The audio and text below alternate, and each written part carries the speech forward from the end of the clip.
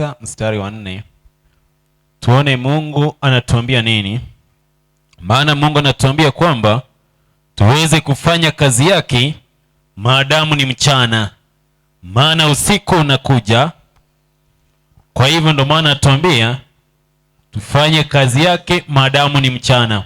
Kitabu ni kile cha Yohana ni 9 mstari ni ule wa 4. Biblia inasemaje? Biblia inasema, naam, imetupasa kuzifanya kazi zake yeye, imetupasa kufanya kazi yake yeye aliyenipeleka maadamu ni mchana. Aliyenipeleka maadamu ni mchana. Usiku waja asipoweza mtu kufanya kazi. Asivoweza mtu kufanya kazi. Kwa hivyo Mungu anatuambia kwamba ametupeleka ili tuweze kufanya kazi, ama tufanye kazi yake ya kuhubiri katika mahali sehemu mbalimbali maadamu ni mchana, maana usiku unakuja asivyofanya mtu kazi.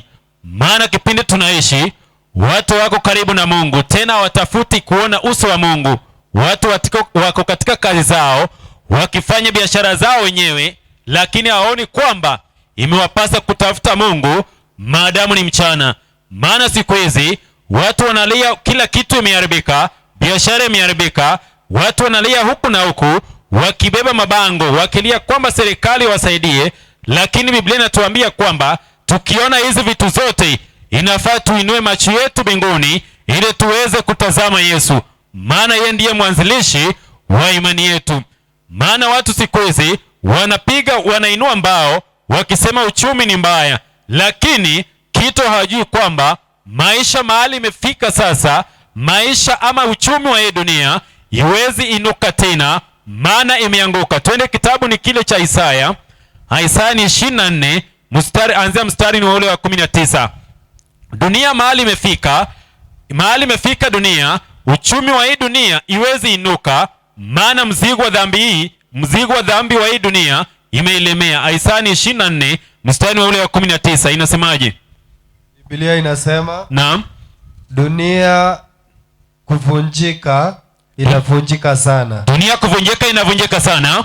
Dunia kubasuka imebasuka sana. Dunia kupasuka imepasuka sana. Dunia kutikisika imetikisika sana. Dunia kutikisika imetikisika sana. Dunia inalewalewa kama mlevi. Mungu akiangalia dunia anasema dunia inalewalewa kama mlevi. Nayo inawayawaya kama majela. Nayo dunia inawayawaya kama machela. Na mzigo wa dhambi zake utailemea. Na mzigo wa dhambi wa hii dunia itailemea. Nayo itaanguka. Wala haitainuka tena. Mungu anatuambia kwamba mzigo wa hii dunia, dhambi wa hii dunia italemea dunia, na dunia itaanguka wala haitainuka tena. Lakini watu wanainua vibango wakisema kwamba serikali wako na uwezo wa kuinua uchumi wa hii dunia. Lakini tukiangalia katika Biblia inatuambia kwamba mzigo wa hii dunia itailemea, nayo itaanguka wala haitainuka tena. Kwa nini Mungu anasema hivyo? Kwa maana laana imeila dunia hii. Na ni laana gani imeila dunia hii? Ndio maana inalewalewa kama mlevi. Twende hapo mstari ni ule wa 4, anzia pale. Maana Mungu anasema inalewalewa kama mlevi, na mzigo wa dhambi yake utailemea, nayo itaanguka. Kwa nini dunia itaanguka na uchumi haitainuka tena? Mstari wa 4 inasemaje? 24 mstari wa 4. Naam. Inasema, naam, dunia inaomboleza na inasimia. Naam. Ulimwengu unadhoofika. Unazimia. Watu wakuu wa dunia wanadhoofika. Tena dunia imetiwa unajisi kwa watu wanaoikaa. Kwa hivyo Mungu akiangalia dunia, anaona dunia kuwa imetiwa unajisi kwa watu wanaoikaa. Kwa maana wameiasi sheria, wameibadili amri. Kwa hivyo sikia kitu Mungu anasema, dunia imetiwa laana kwa maana wameziasi sheria ama wamebadili amri. Wamelivunja agano la milele. Ndio sababu laana imeila dunia hii. Ndio maana laana imeila dunia hii. Mungu anasema kwamba dunia laana imekula kwa maana watu wameziasi sheria na wameibadili amri za Mwenyezi Mungu. Ndio maana dunia kuna laana dunia, watu wanalia. Ndio maana unasema dunia itainuka, lakini Mungu anatuambia kwamba mzigo wa dhambi zake utailemea, nayo itaanguka wala haitainuka tena. Maana Mungu alikuwa anasema, mkiacha hata kushika amri zangu sitaweza kunyesha mvua. Twende kitabu cha Walawi. Walawi ni 26, anzia mstari ni ule wa 3. Walawi 26 anzia 2.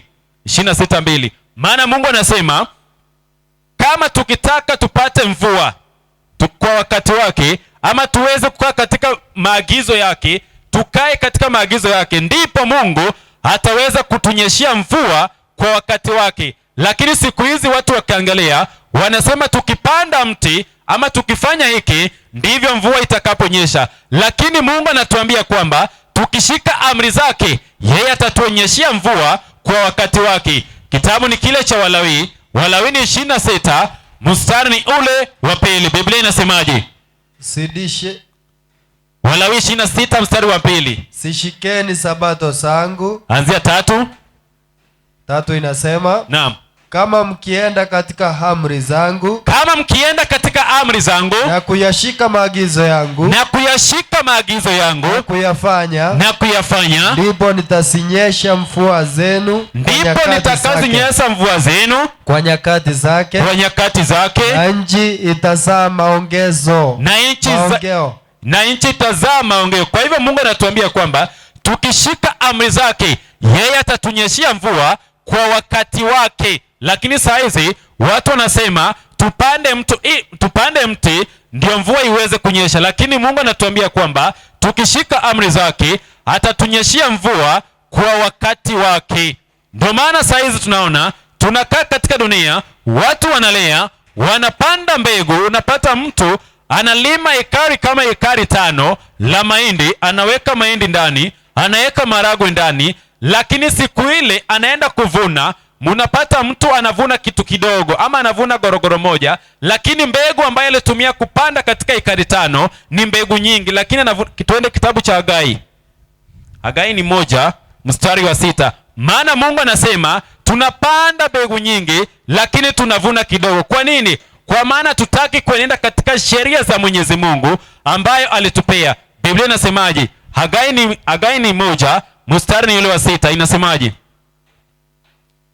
Hagai ni 1 mstari ni ule wa 6. 1 mstari wa 6 yasema, naam, mmepanda mbegu nyingi mkavuna kidogo. Mmepanda mbegu nyingi mkavuna kidogo. Mnakula lakini hamshibi. Kwa hivyo Mungu anatuambia kwamba tunapanda mbegu nyingi lakini tunavuna kidogo, maana tuende katika maagizo yake. Watu pia anasema watu wanapokula wanakula lakini hawashibi. Kwa nini hawashibi? Maana siku hizi vile tunaishi, unapata mtu anaenda dukani, mtu ananunua unga, anaenda kupika, wakipika wakikula, wanamaliza ile chakula ambayo walikuwa wamepika, lakini bado hawasikii kama wameshiba. Maana laana ambayo iko katika ile dunia ni vile watu hawataki kufuata neno la Mwenyezi Mungu. Watabaki wakiinua mambao, wakiinua kila kitu katika barabara. Lakini Mungu anasema mkitaka nchi yenu iponywe, mrudi katika amri za Mwenyezi Mungu. Wacha tuombe ili tuingie katika somo la siku ya leo kidogo, ili tuone mahali tafika. Wacha tuombe. Mtakatifu, mtakatifu, ishie mahali pa juu mbinguni. Baba, tunakuja mbele zako jioni tena ya leo. Umetuneemesha sisi watumishi wako ili tuweze kutangaza neno lako katika maeneo haya. Ninapoingia katika hili somo, naomba uniongoze, unitumie kama chombo nianzapo mpaka nitakapomaliza. Jina lako likitukuzwa, mapenzi yako yakitimizwa, ni katika Yesu Kristo tumeomba na kuamini. Amen. Sasa leo mwalimu, nataka tuangalie kuhusu neema. Maana neema, Biblia inatuambia katika kitabu cha Yohana. Twende kitabu cha Yohana ni 1 mstari ni ule wa 17. Mungu anatuambia jambo moja pale. Inasemaje? Yohana ni 1:17. Yohana 1:17 yasema, naam, 1:17. Kitabu ni kile cha Yohana. Injili ya Yohana 17 yasema, naam, kwa kuwa torati ilitolewa kwa mkono wa Musa. Kwa kuwa torati ilitolewa kwa mkono wa Musa, neema na kweli zilikuja kwa mkono wa Yesu Kristo. Neema na kweli ilikuja kwa mkono wa Yesu Kristo. Kwa hivyo hiyo neema ambayo ilikuja kwa mkono wa Yesu Kristo ndio leo tunaangalia. maana wachungaji ama watu wanasema siku hizi hatuko chini ya sheria bali tuko chini ya neema. Sasa leo nataka tuangalie hii neema ambayo watu wanasema ni neema, tuko chini ya neema ama tuko chini ya sheria. Mwalimu, tuende kitabu cha Zaburi 86 mstari ule wa 15. Biblia inasemaje? Maana Mungu mwenyewe, Mungu ni mwingi wa rehema, tena ni Mungu mwenye mwingi wa neema. Zaburi ni 86 mstari ule wa 15 inasemaje?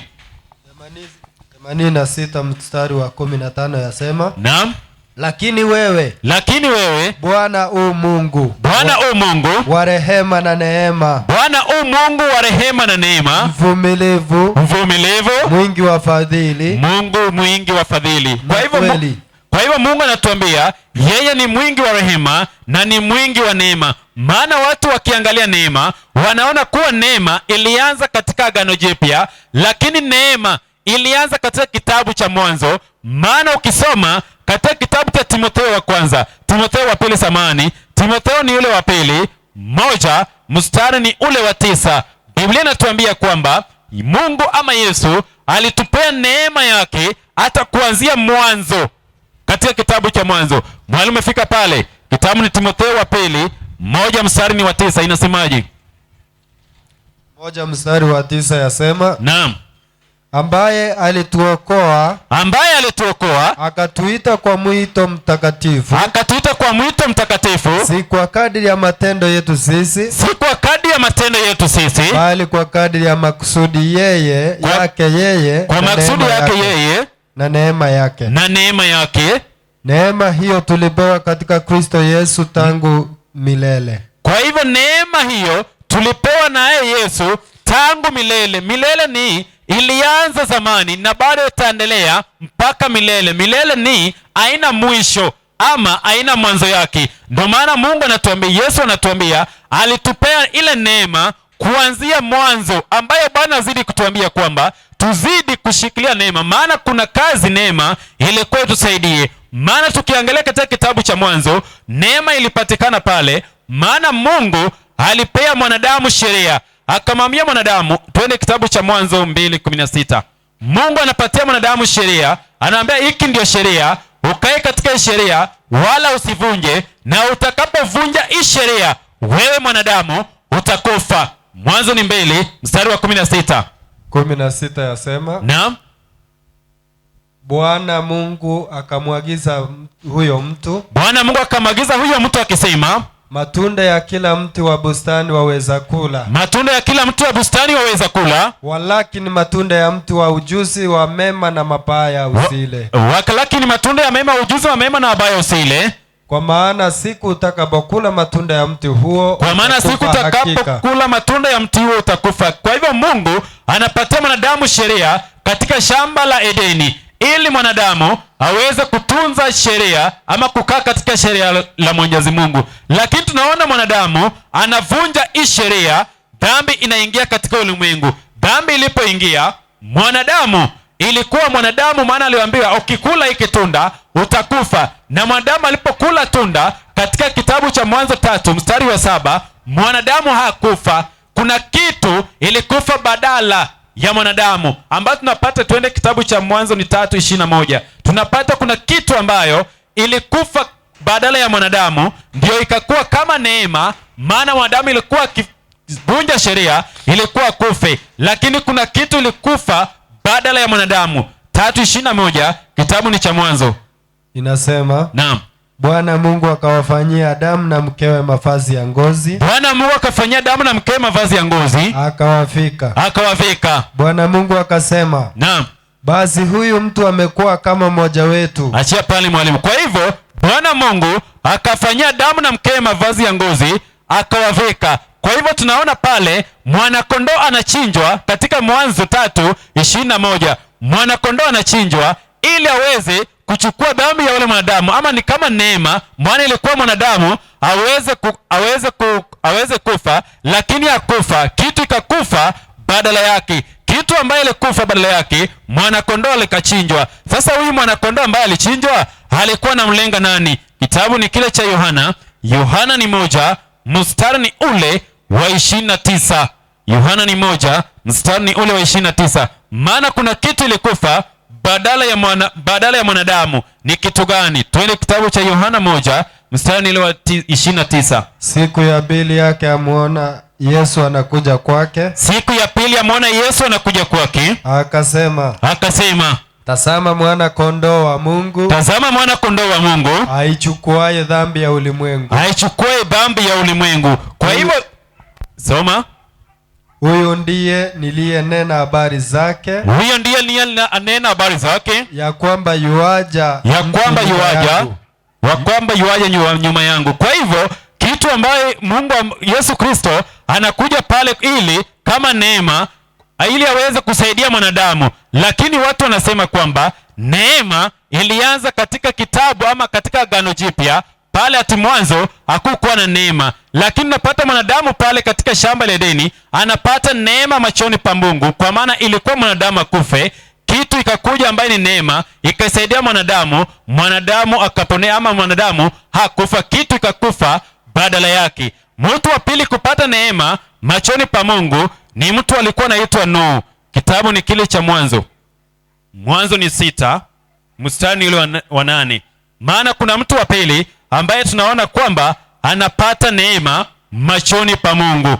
Mwanzo ni 6 mstari wa 8. Lakini Nuhu akapata neema machoni pa Bwana. Kwa hivyo tunapata mtu wa pili kupata neema machoni pa Bwana ni Nuhu. Nuhu anapata neema machoni pa Bwana, kwa maana Mungu anawaambia Nuhu, jenga safina ili uweze kuingia na wana wako, ama uweze kuingia na jamii yako, ili niweze kuokoa. Maana nimeona katika wewe neema yangu, wacha nikupee ili uweze kuokoa wana wako. Lakini watu wanasema katika kuanzia mwanzo ama Agano la Kale hakukuwa na neema, ndio maana kitambo walikuwa wanatumia sheria. Lakini tunaona pale pia kulikuwa na neema ambayo ilikuwa inasaidia wanadamu ili waweze kushika amri za Mwenyezi Mungu. Maana kazi ya neema ni kushika amri za Mwenyezi Mungu.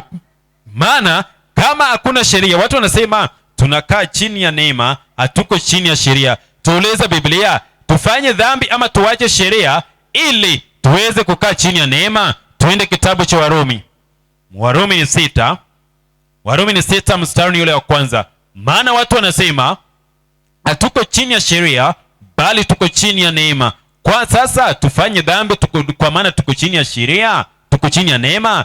Biblia inasemaje? 6:1. Kitabu ni kile cha Warumi, inasemaje? 6:1 yasema, naam, tuseme nini basi? Tudumu katika dhambi ili neema izidi kuwa nyingi. Kwa hivyo Biblia inatuuliza kwamba tudumu katika dhambi ili neema izidi kuwa nyingi? Hasha, inasema hapana. Sisi tulioifia dhambi tutaishije tena katika dhambi? Tutaishije tena katika dhambi? Hamfahamu ya kuwa sisi sote tuliobatizwa katika Kristo Yesu. Achia pale. Kwa hivyo mimi natuambia kwamba hatufahamu ya kwamba tuzidi kutenda dhambi ili neema izidi kuwa nyingi. Biblia inatuambia hasha. Mstari wa 15 hapo wapi inasemaje? Ni nini basi? Tuseme nini basi? Tufanye dhambi kwa sababu hatui chini ya sheria bali chini ya neema. Sikia vile Biblia inauliza, tufanye dhambi kwa maana tuko chini ya sheria bali tuko chini ya neema? Hasha, Biblia inasema hapana.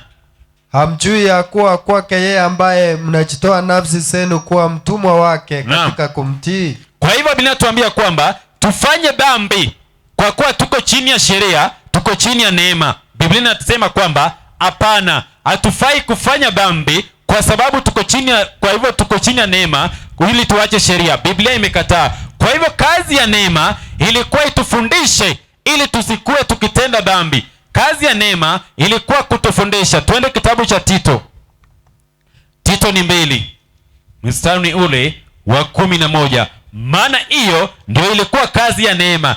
Kazi ya neema ilikuwa kutusaidia ili tuweze kushika amri za Mwenyezi Mungu. Lakini neema haikuwa neema ikikuja tuachane na amri za Mwenyezi Mungu. Biblia inasemaje? Tito ni 2:11. Biblia inasemaje? Tito ni 2:11, kitabu cha Tito.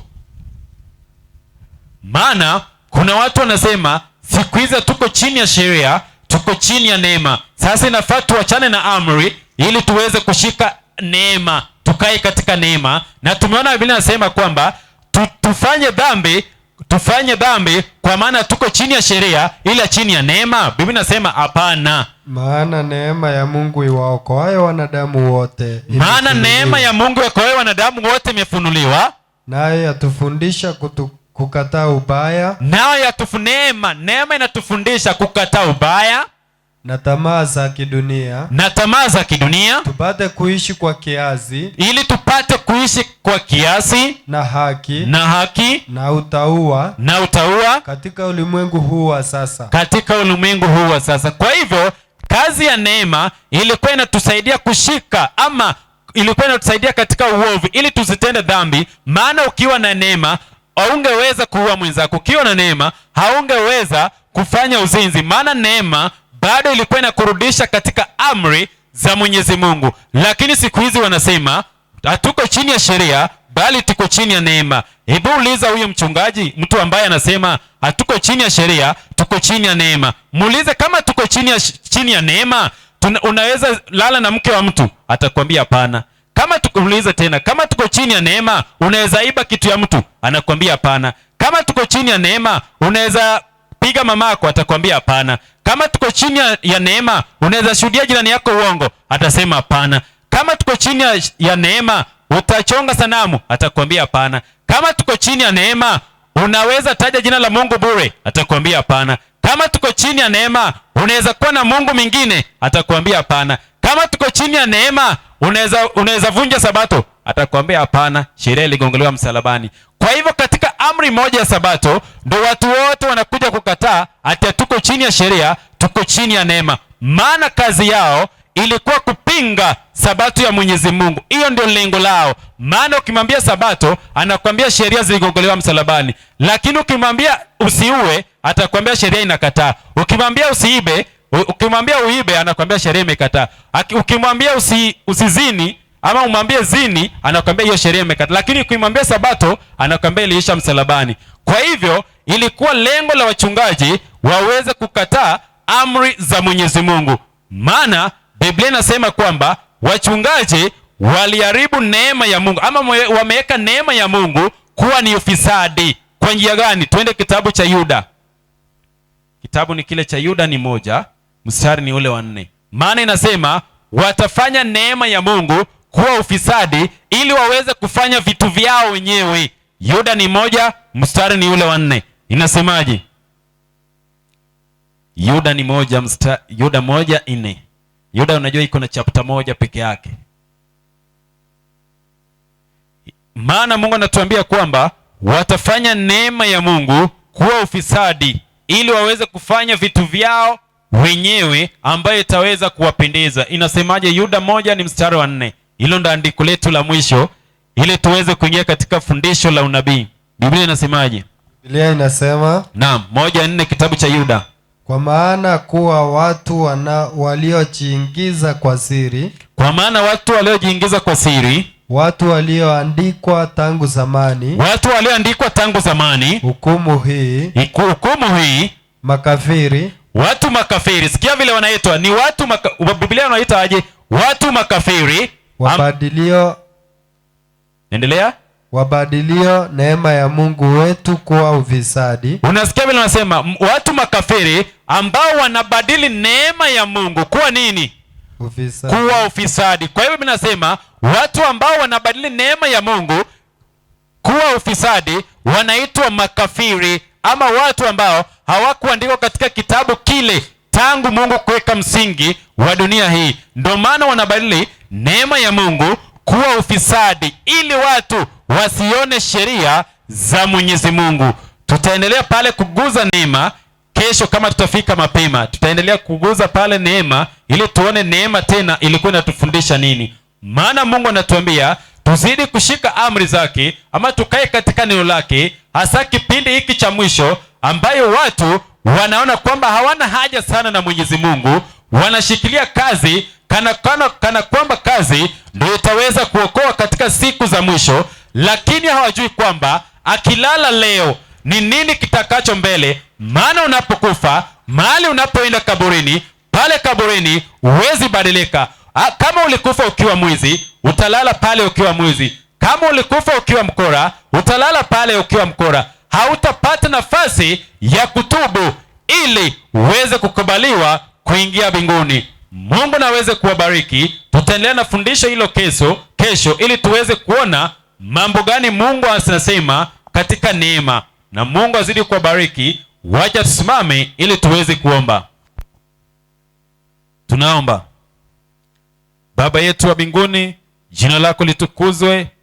Umenitumia mimi mwalimu wako kama chombo, nimeweza kupata sauti ili niweze kunena na wana wako, ili waweze kujua kwamba neema yako ilikuwa itufundishe kushika amri zako, ili tusitoke katika amri zako, ili tukue katika chini ya neema.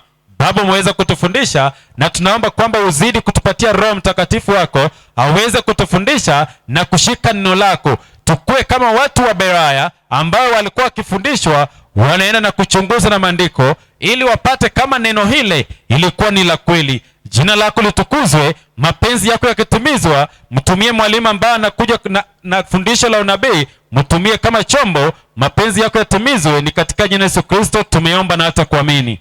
Amina.